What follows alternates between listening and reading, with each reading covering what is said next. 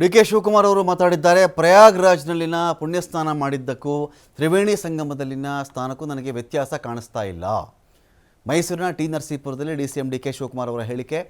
ಒಂದು ಕಡೆ ಸಿ.ಎಂ ಅವರು ಹೋಗ್ಲಿಕ್ಕಾಗಿಲ್ಲ, ಸಿ.ಎಂ ಅವರಿಗೆ ಮಂಡಿ ನೋವು ಇರಬಹುದು, ಮಹದೇವಪ್ಪನವರಂತೂ ಬಂದಿಲ್ಲ, ಅವ್ರ ಮಗ ಕೂಡ ಬಂದಿಲ್ಲ. ಇದರ ಮಧ್ಯೆ ಡಿ.ಕೆ. ಶಿವಕುಮಾರ್ ಅವರು ತಿರುಮಕೂಡದ ನರಸೀಪುರದ ತ್ರಿವೇಣಿ ಸಂಗಮದಲ್ಲಿ ಸ್ನಾನ ಮಾಡಿದ್ದಾರೆ.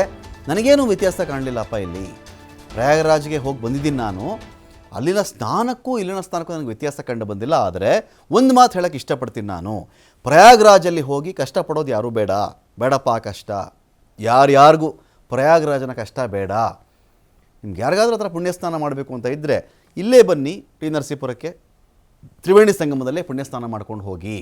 ಪ್ರಯತ್ನಕ್ಕಿಂತ ಪ್ರಾರ್ಥನೆಯಿಂದಲೇ ಫಲ ಅಂತ ಡಿ.ಕೆ. ಶಿವಕುಮಾರ್ ಅವರು ಮಾತಾಡಿದ್ದಾರೆ. ಗಂಗೆ ಎಷ್ಟು ಪವಿತ್ರ ಇದೆಯೋ, ಗಂಗಾ ನದಿಗೆ, ಸರಸ್ವತಿ ನದಿಗೆ ಎಲ್ಲ ಇದೆಯೋ, ಯಮುನಾ ನದಿಗೆ ಅಷ್ಟೇ ಪವಿತ್ರತೆ ನಮ್ಮ ಕಾವೇರಿಗೂ ಇದೆ. ಸೊ ಅದರಿಂದ ಕಾವೇರಿಯ ಕೆಲವು ಭಾಗಗಳಿವು.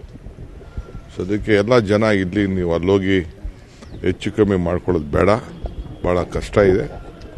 ಎಲ್ಲ ಇಲ್ಲೇ ಬಂದು ತಮ್ಮ ಏನು ಬದುಕಿನಲ್ಲಿ ಏನೇನು ಪ್ರಾರ್ಥನೆ ಮಾಡ್ಕೊಳ್ಬೇಕು, ಪ್ರಯತ್ನಕ್ಕಿಂತ ಪ್ರಾರ್ಥನೆ ಫಲ ಸಿಗ್ತದೆ ಅನ್ನೋದ್ರಲ್ಲಿ ನನಗೂ ಕೂಡ ನಂಬಿಕೆ ಇದೆ.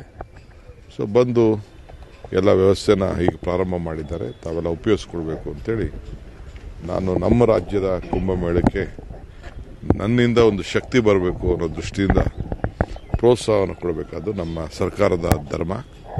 ಸೊ ಮುಖ್ಯಮಂತ್ರಿಗಳು ಕೂಡ ನಾನೇ ಹೋಗಬೇಕು ಅಂತಿದ್ದೆ, ನನ್ನ ಖಾಲಿ ರೀತಿ ಆಗಿದೆ. ಸೊ ಡಿ.ಕೆ. ಹೋಗ್ಬಾ, ನೀನು ಮಿಸ್ ಮಾಡಬೇಡ ಅಂತೇಳಿ ಗ್ಲೋಬಲ್ ಇನ್ವೆಸ್ಟರ್ಸ್ ಮೀಟ್ ಮುಗಿಸ್ಕೊಂಡು ನಾನು